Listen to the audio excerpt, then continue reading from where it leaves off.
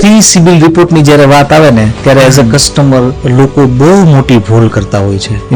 ટીવીમાં જાહેરાત આવતી હોય, વેબસાઇટ ઉપર જાહેરાત આવતી હોય, સોશિયલ મીડિયામાં જાહેરાત આવતી હોય, હીરો હિરોઈન બોલતા હોય કે અહીં આવો ને પ્રી સિબિલ કઢાવી જાવ.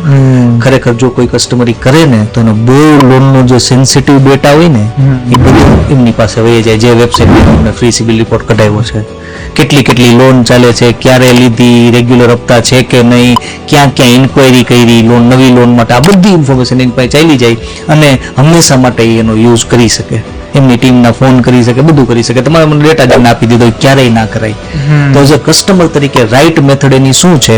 તો આરબીઆઈએ દરેક ક્રેડિટ ઇન્ફોર્મેશન કંપનીને કીધું છે કે એમણે એમના દરેક કસ્ટમરને વર્ષે 2 વાર ફ્રી સિબિલ રિપોર્ટ આપવાનો. તો તમે સિબિલની ઓફિશિયલ વેબસાઇટ ઉપર જઈ અને ફ્રી સિબિલ રિપોર્ટ કઢાવી શકો છો. તો શા માટે આ કોઈ પર્સનલ વેબસાઇટ ઉપર જઈને સિબિલ રિપોર્ટ કઢાવો? તો આ જો તમે કરો તો તમે તમારા લોનના ડેટાને ક્યાંક ને ક્યાંક બચાવી શકો, ક્યાંક ને ક્યાંક એ જે લીક થાય છે એ લીકેજને તમે રોકી શકો.